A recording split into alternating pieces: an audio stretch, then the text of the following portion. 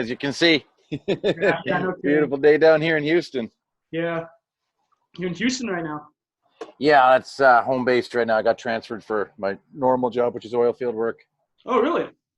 Yeah. How are things down there? I mean, like with everything going on.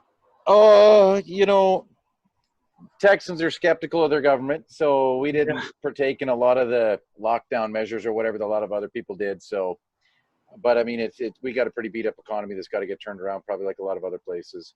Yeah. Yeah, that makes sense, I guess. I guess there's a lot of similarities between Texas and Alberta, at least when it comes to like the economic situation, especially with oil fields and whatnot.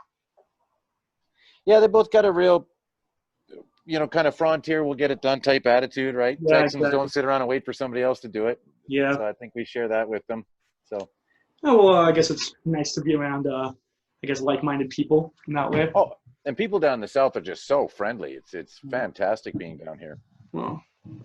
Well, I guess I should probably take this opportunity to just introduce myself, give you some idea about just who I am and why I'm doing this. So, I'm a recent graduate of the University of Manitoba, and this film discussion blog that I've started is mainly just sort of a passion project, I guess. I'm really into movies. I really like discussing movies, and I really appreciate the opportunity to actually have a discussion with someone who's making movies. It's kind of a step forward for me, especially sort of the first look.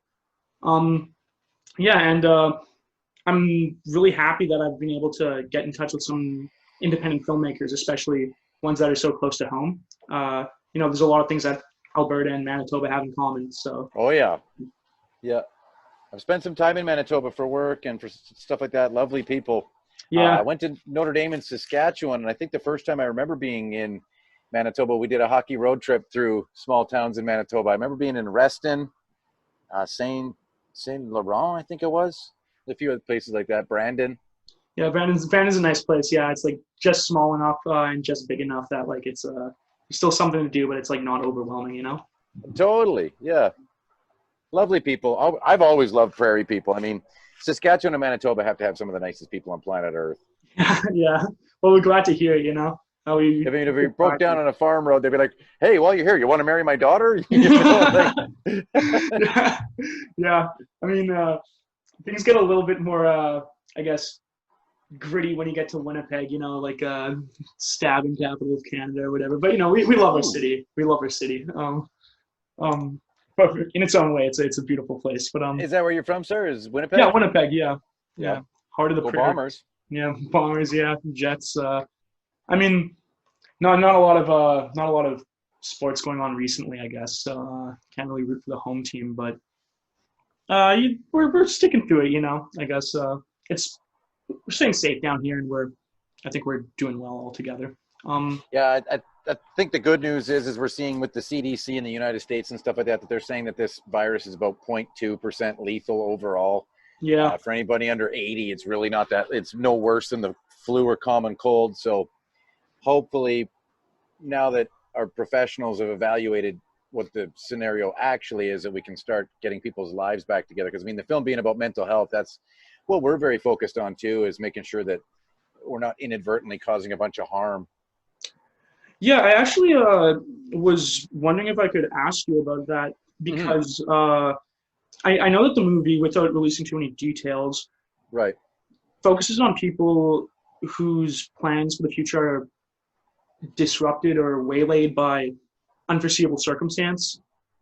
In the film's case, economic catastrophe, and in the world right now, there are a lot of people who are grappling with unemployment and uncertainty due to similar occurrences. And I was wondering if you have any thoughts about how depression exists as an outcome of, I guess, like a search for certainty in like a chaotic world, like people who like lay plans for the future and try to have like a vision for what they want to do, and something just completely comes out of the blue and disrupts things. Like like as a filmmaker, like working in the oil and gas industry, there's a lot of truths in this film when it comes to that. Like in 2015, I was a directional driller making over $1,000 a day.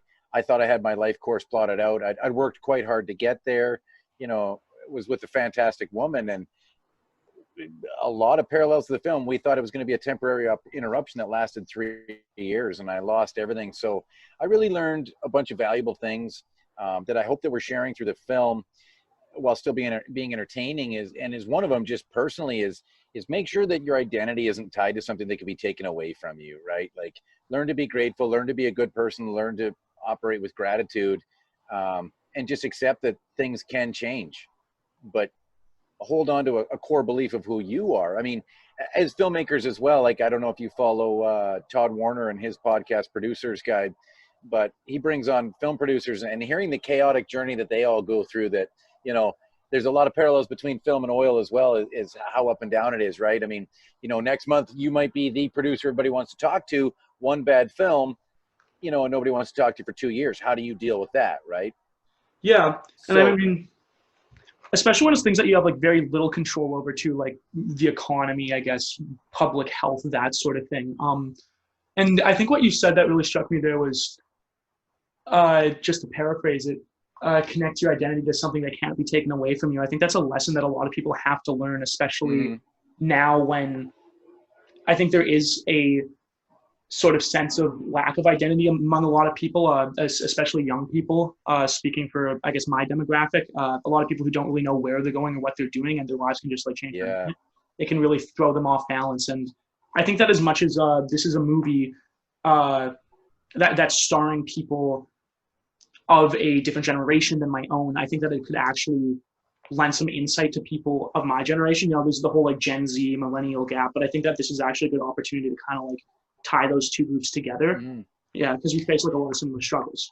You know, and I really hope too that, like, I really hope too with the film that we realize that we're not in this on our own, right? Like, I hope more people understand that millennials, and like, I'm in my 40s, so generations that were brought up after I have had to grapple with a lot of situations that we don't know how to totally understand. And, you know, being more open-minded, that there is a reason why there's a difference. Y'all grew up in online classes, like, y'all have this virtual world and you know, virtual bullying and a whole plethora of unique problems that, if we work together, we'll find better solutions than just saying, those people don't know what they're doing, right? So I hope too that in spots like this, that we realize there's value in growing our networks and growing the value of that network, right? Like, you know, we all have friends every now and then that get a little snappy, and instead of firing back at them, you know, I've really started to learn, especially now, to say, hey, are you okay? Like, that's not like you, right? It's a much more valuable way to be treating someone. And, you know, sometimes just by asking that question, somebody will stop and go, actually, I have been having a pretty tough week. And it can help snap somebody out of it. Like, you know, and just working as groups of people that just check in on each other. You know, I mean, we're all going through some pretty bizarre stuff. And, Yeah, you know, for you millennials and stuff, for people younger than me, like, Jesus, what's this world going to look like? Like, are we going to have an economy back? Or is buying a home an option? Or is anybody going to get married, have kids, and a fruitful career? Like, it just seems like everything crashes every 3 years right now, right?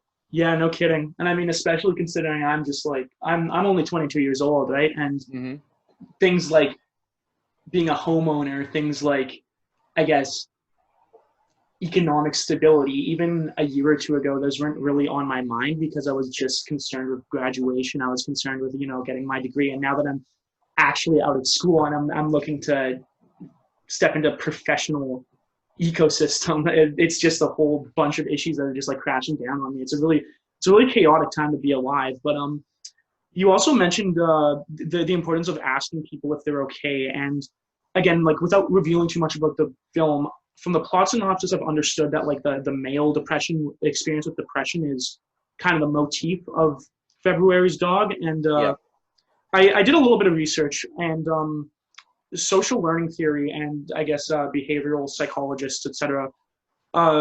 There's a school of thought that focuses on the suppression of vulnerable emotions in domestic situations, especially with men.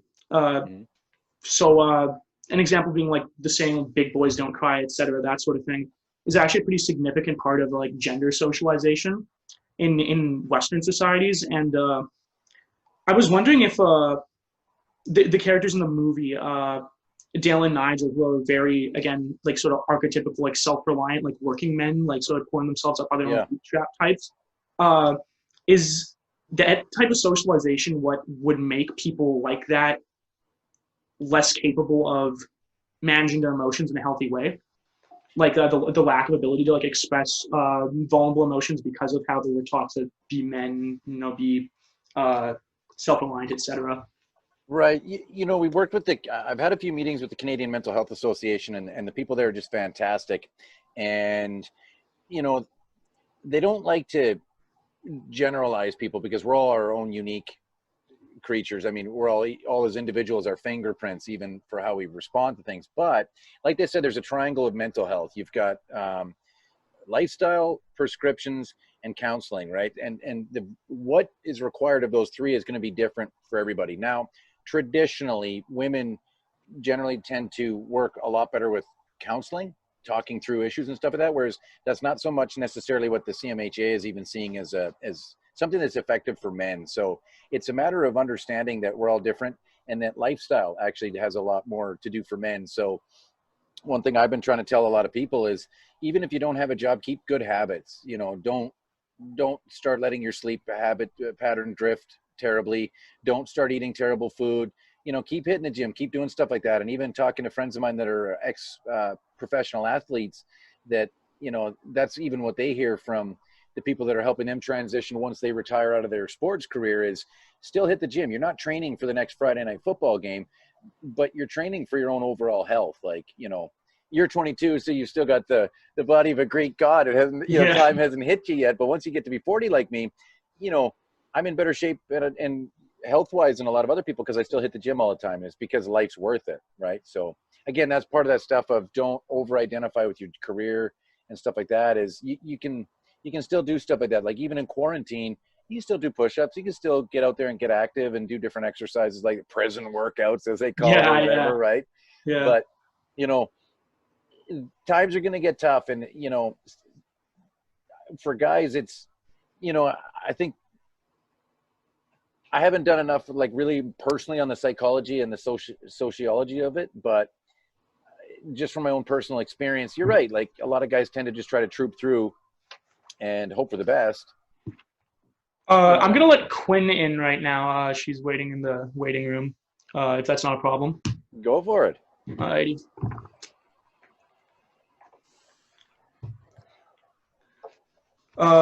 So I guess this would probably be a good opportunity to introduce the two main actors from the film February's Dog again, Paul Chinook and Quinn Teechma, sorry.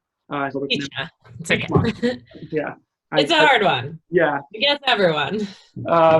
Well, so I was actually just talking to Paul about the main, I guess, motif of the movie, and say like the male experience with depression and the inability, not of every individual man, but a general inability of men to, I guess, express emotion, like based on the way they're taught and socialized.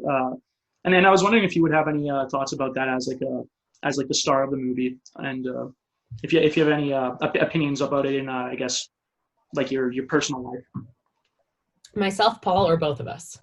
Yourself. I was just talking to Paul about it. Yeah. Okay, great. Yeah. I mean, the film kind of goes about it from two directions. It goes about it from the direction of his point of view, and then it also really touches on the point of view of how depression and anxiety can affect other people within that person's life. So I really connected with Emily just because I personally had been in a relationship where I was dealing with somebody who was going through depression, anxiety, and job loss. A very, very similar situation. So I would say it's really true. Men do have a really difficult time with that. And it's really tough to deal with from both sides. The most important thing is to just try to reconnect and try to, if you're the man in that situation, it's trying to figure out who one person in your life is that you are comfortable sharing with and trusting. And if you're not quite there yet, I would say try writing it down even just writing things out and getting them out of your head, sometimes that can help you stop re-looping them over and over again. So just writing them down, getting them out, and hopefully you can eventually move that on towards talking to somebody, because talking to somebody and connecting with somebody is what's going to pull you out of that depression. And then for Emily, it was really just trying to stay consistent. So even for myself, when I was dealing with my boyfriend at the time, being depressed, it was just trying to continue asking him, how are you? It's never give up, on trying to connect and trying to work together to figure out how you can be happy again. Well, I think it's really important that this movie is touching on these issues. And I have also noticed that in the 2010s, there's been more open engagement with the male experience with depression and mental health in Hollywood, the international film industry, and independent studios. I mean, I'm a pretty avid moviegoer, so I kind of like to keep tabs on the sort of movies that are being released. And I mean, for example, you have like your Oscar-nominated movies like Joker, I don't know, Pain and Glory, and then you have more, I guess, art house films. Like there's that one High Life with Robert Pattinson, and it kind of deals with the burden of fatherhood and isolation. And I've noticed that there's a trend developing, and whether it's because, I guess, Hollywood or independent or international filmmakers, are really invested in this issue, I guess maybe to varying degree, or because it's, I guess like a organically developing conversation that is sort of a hot topic that can be, I guess, cashed in on maybe from the Hollywood side more.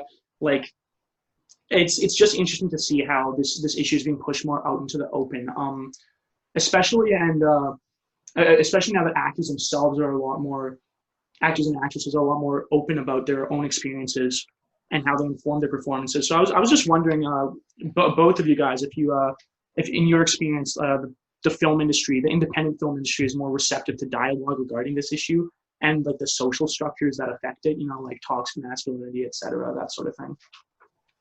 I think there's still some resistance to it, but I think we're seeing headway on it. I think that there's still a prevailing sentiment out there that men don't have emotions, men don't want to talk about it. But I think what we're really hoping to show with the film that's not necessarily the case, that a lot of this has been suppressed, and there's a lot of people who wish that they did have a voice, like Quinn was saying, or were better able to verbalize. I mean, I can only speak from my own experience, but as men, I don't know if we're really taught to connect with our emotions as much, which causes its own unique set of problems. And in later on coming up with anxiety and depression, when we feel things, but we don't even understand why and how, and we don't know how to verbalize them to someone else.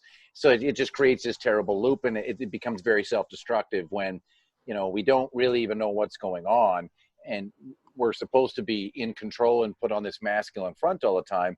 Really, when inside you're just totally lost. You're like, I feel these ways. I don't even know why. I don't even know how. And somebody's like, how do I help you? And I'm like, I don't even know what's wrong. Right? So I think hopefully what we can accomplish with the film is to show more people that this is common. Like we see two really common guys go through it. We see how it impacts relationships. We see, and it's all very real. It's, while the script itself is not taken from an actual live circumstance, there's a lot of truths woven into it from the stories of myself and a lot of my colleagues that struggled from 2015 to 2017. So hopefully by sharing a bunch of truths, we can engage more people and do just like you said, Dominic, and get more people talking about it and raise a lot more awareness about it. I mean, there's some real scary statistics out there, about how many men are struggling from depression, how few resources there are, and what those consequences turn out to be when we see divorce rates and other things as they shake out, as problems aren't being solved. Hi, Jill. I was logged in, you guys, the whole time. I don't know what happened. It didn't. Oh, Jilly Bear. Didn't say start video or something. No, that was probably my fault. I think I might have got wrapped up in the conversation and missed the sidebar. Yeah. I guess I'll just let you in on the conversation then. Quinn was just about to comment on a question that I had about whether the independent film industry was more receptive to issues about like the male experience with depression. And I cited examples of, like recent movies that had come out that touched on this topic or like openly engaged with it, like Oscar movies like Joker, Pain and Glory, etc., that sort of thing. And I guess after Quinn says her piece, I'd love to hear your opinion on that and maybe your experience working in the independent film industry. Sure. Yeah, now that everyone's up to breaking barriers with the movie, but yeah. Yeah, I mean, I think that Paul said it really well, honestly, and I agree with everything he said. The one thing I will say is psychology in general is a really new field of sort of interest. I mean, clinical psychology wasn't really even a thing until the 60s. So maybe 50s, like coming out of the Second World War, that's when we started seeing clinical psychologists. So for that to now be sort of translating into acceptance within the film industry, especially small independent films and whatnot, it's interesting seeing the transition. And like another thing, even nudity in the films and male nudity in the films, you see so many things in the film industry transition and blossom. I think it's amazing that people are starting to take mental health, specifically men's mental health, more seriously. And I will say, like, as you said, The Joker, that's a huge blockbuster movie that has just come out that it's centralizes all around that, all around mental health, and it's being widely accepted by our society. So for something that's that impactful to be getting out there, and now we're seeing people enjoying it and seeing people accept those types of films, is amazing. And all I can say is anyone that's trying to do something like this, just do it and work your hardest at it. And I think as well, the things that need to happen to have a film like this come out is really just connecting with people and talking about it and saying, hey, this is a story that needs to be told. Let's tell it. Because if nobody else is, why can't we? And I mean, that's the most important thing, is just to try your hardest and get the message out there. That's great. Yeah. And again, I think that it's really important to, as I guess people participating in the film, sort of like express awareness about it. And I think it's really important that that this is like a movie that has like not only sort of like a message from like the top down, I guess, but like everyone involved is kind of on the same page. Like it seems that for the most part, everyone is really informed about what this movie is trying to say and what it's trying to do. And again, I guess as the producer, Jill, would you have any comment on that? I guess the creative process behind it and how it might tie into this discussion about mental health awareness? That's a big question. Yeah. I don't know. I'm not, sadly, I'm not the producer. I'm a publicist and an actor in it, but definitely feeling like the producer, assistant kind of producer here these days. But yeah, you are. I don't really care about titles or whatnot, but we have a really That's why we love you, Jilly Bear. Secret producer that when he saw the trailer and he saw and chatted with Paul about the storyline and what he's trying to do with it and how big he'd like to make the film, to be able to make an impact just because it's shot in Alberta and about Alberta. We feel that, places in the States have received, snippets of what they think, and they absolutely love it. So I think Paul's breaking the boundaries by talking about men's mental health extremely. So we've been doing really well with people wanting to, like you guys said, open the conversation about it. But I hope that with the film that, more people are inspired and want to bring up their authenticity of mental health and how they see it affect people's lives and intertwine within the story. So we're really excited to be a part of it, and we really hope that it makes a difference. We started a mental health podcast. Quinn is actually hosting it, and we're really excited that we just, it's like on the tip, but we made a deal with a company who's going to be putting it on Roku for us. So people will be able to see the episodes on Facebook on February's Dog and be able to stream it. That's super exciting. And I'm really impressed by the amount of, I guess, like, I'm not sure if it's the correct expression, but vertical integration that's going on here. I mean, like, this is clearly like more than a movie. It's an attempt Movement. to, yeah, it's a movement. Yeah. Yeah. Well, that became real obvious when Quinn just about killed us in an Uber. We love telling that story. We're fine. We're alive, aren't we? Yeah. You know. I know a few more hits we've had since the media's been out. You know what's really funny about that that I'll tell you is mental health and what we're going through and how we feel about ourselves and our success in film. It's a rat race in film. So even making one and completing it and putting it out is a big deal, especially being in Alberta and indie and Paul not having the support that he really deserved. But nowadays people are hopping on board, which I'm excited for. I had you and Quinn. That's really all I needed. Well, we'll get there. We will get there. And we're really excited about shopping the film in Cannes market right now. Well, actually, on the note of support, I have a list here of pretty great sponsors that helped this film happen. And I mean, these all seem to be like local Calgary businesses, or at least like locally operating businesses. And I mean, have you found that like local business has been like quite supportive to the independent film scene, like as people who've gotten some support from these businesses? Especially when it came to the issue of what we're trying to address with the film. I kind of lightheartedly alluded to it when I said Quinn just about killed us in an Uber, which isn't totally untrue. But as I took the script and the synopsis of the story around for support from different areas, it became a lot more apparent to me just how many people have been affected by mental health issues, and the fact that there's just not a whole lot of talk or understanding about them. So it's kind of that thing that everybody just grapples with and just hope it goes away, right? So every time we got in touch with another sponsor, I heard another story. Every time we got in touch with another location, you hear more stories.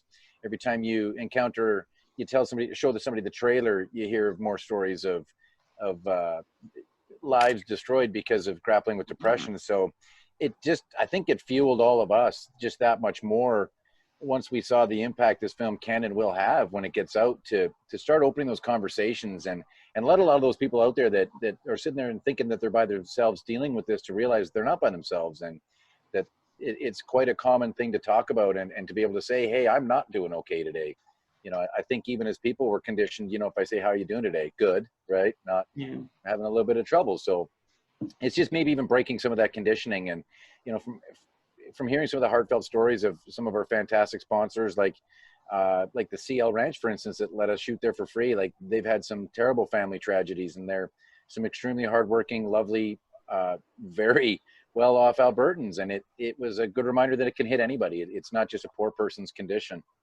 So, yeah, I found that we probably got more support because of the message of the film but there's also still a lot of support in Alberta to get a thriving film economy going as well. Well, it's interesting that you mentioned that, because Winnipeg, again, where I live, it's definitely not got the most, I guess, what would the word be like? I mean, we have a thriving independent film industry for sure, but what tends to bring a lot of revenue in film-wise is like filming from like big budget movies, like because it's, you know, cheap locations that look like, you know, Chicago, that look like, you know, this, that, and whatever. And I've just noticed that I have friends who work in film work, like seasonal work, and the relationship that I guess film workers have with the actual directors and producers of like big budget films, it tends to be like a little bit less intimate and a little bit more, I guess, like procedural. And I think that it's interesting how intimate the relationship between sponsors and film workers can be in like the independent film industry. And I'm really happy to see that, because if there's one thing that I think should attract people more to independent films, it's the intimacy between like every working part. And again, like speaking to you guys, it like gives me a great opportunity to get a glimpse into that. Because again, like I'm a kind of a greenhorn here, like a freelance greenhorn, so I don't really get my boots on the ground that much. But yeah, and I was actually wondering, in as far as opening dialogue goes, I've noticed that, and this is a touchy subject for some people, but I've noticed that a lot of men tend to be a little bit apprehensive about discussing issues that fall under, say, like a feminist umbrella, right? Like, you know, feminist sociology, feminist approaches to, you know, critical theory, etc. And one thing that I've learned through discussion and reading and just a little bit of the better side of my intuition is that what a lot of, I guess, feminist discussion is actually fighting for is the ability for men to like articulate these sort of feelings, like the whole critical approach to things like gender roles. Well, it can make certain men and still make certain men feel a little bit uncomfortable, like they're under attack, like they're being vilified, whatever.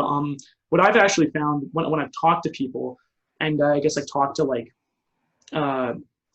feminist thinkers, you know, that sort of thing, is that what the whole attempt to deconstruct gender roles is all about is really the ability for men to be able to like express their feelings in some way. So I was wondering if you think that this sort of film will maybe help like build bridges between I guess like feminists and people who might feel like a little bit still apprehensive about identifying with feminism. I mean, especially in, I don't want to generalize here, but it's especially people who again, like to think of themselves like, you know, like hardworking, reliant, self-reliant, working men, you know. I mean, I don't want to stereotype, but just considering like the topic of the film and the way it can connect to like some feminist messages, like, do you think that's like an insight that this movie might be able to provide?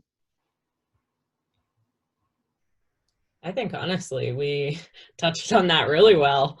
From my own perspective, I think that we really connected with that on, again, like multiple levels. As I was saying before, how we're giving different perspectives from not only the man dealing with the depression and anxiety, but also the people in his life dealing with him having it, and showing that all different sides, somebody's always going through something.